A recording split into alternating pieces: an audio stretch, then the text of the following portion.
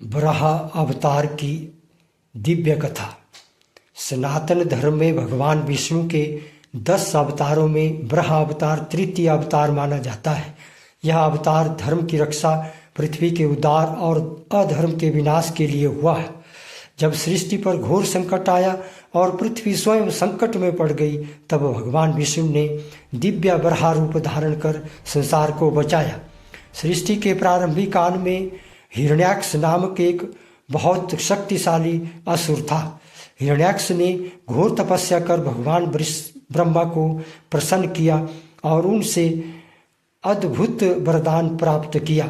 वरदान पाकर वह अहंकारी और क्रूर हो गया। उसे अपनी शक्ति पर इतना घमंड था कि उसने देवताओं को पराजित कर दिया और तीनों लोकों में आतंक मचा दिया। अपने अहंकार की पराकाष्ठा पर पहुंचकर हिरण्याक्ष ने पृथ्वी देवी अर्थात भूदेवी को पकड़ लिया और उन्हें उठाकर प्रलयकारी समुद्र में डुबो दिया। पृथ्वी के समुद्र में डूबते ही संपूर्ण सृष्टि में हाहाकार मच गया। पर्वत डगमगाने लगे, नदियां सूख गई और जीव जंतु भयभीत हो गए। देवता, ऋषि और ब्रह्मा जी अत्यंत चिंतित होकर भगवान विष्णु की शरण में पहुंचे।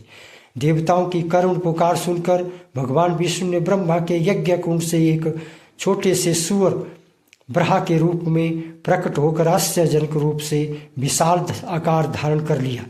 उनका शरीर स्वर्णिम तेज प्रकाशित था, नेत्रों में दिव्य क्रोध और करुणा का संगम था और दांत वज्र के समान चमक रहे थे।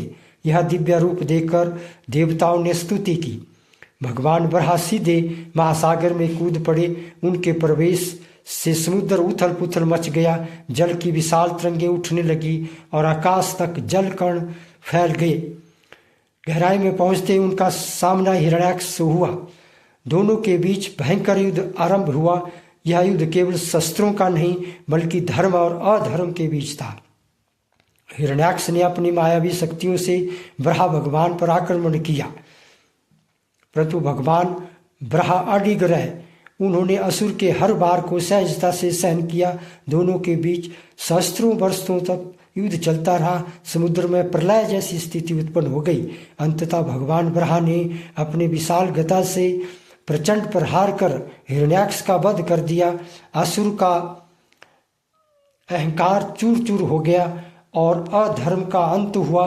हिरण्याक्ष के वध के साथ ही सृष्टि में शांति का संचार हुआ। इसके पश्चात भगवान बराह ने महासागर की गहराई में डूबी भूदेवी को अपने दांतों पर उठाया। वे अत्यंत कोमलता और करुणा से पृथ्वी को ऊपर ले आए। देवताओं ने पुष्प वर्षा की, गंधर्वों ने गान किया और ऋषियों ने मंत्रोच्चारण किया। भगवान बराह ने पृथ्वी को उसके स्थान पर स्थापित किया और सृष्टि का संतुलन पुनः स्थापित किया। भूदेवी ने भगवान बराह की स्तुति करते हुए कृतज्ञता प्रकट की। बराह भगवान ने पृथ्वी को आश्वासन दिया कि जब जब अधर्म बढ़ेगा वे धर्म की रक्षा के लिए अवतार लेंगे। इसके बाद भगवान विष्णु ने बराह रूप त्याग कर अपने दिव्य स्वरूप में लीन हो गए। बराह अवतार का संदेश। बराह अवतार हमें यह सिखाता है कि ईश्वर सृष्टि के कण कण की रक्षा करता है। जब अधर्म अपनी सीमा लांघता है और निर्दोष पीड़ित होते हैं, तब तब भगवान स्वयं हस्तक्षेप करते हैं। यह अवतार बताता है कि अहंकार का अंत निश्चित है और धर्म, करुणा एवं सत्य सदैव विजयी होते हैं। जय बराह भगवान की जय हो। धन्यवाद।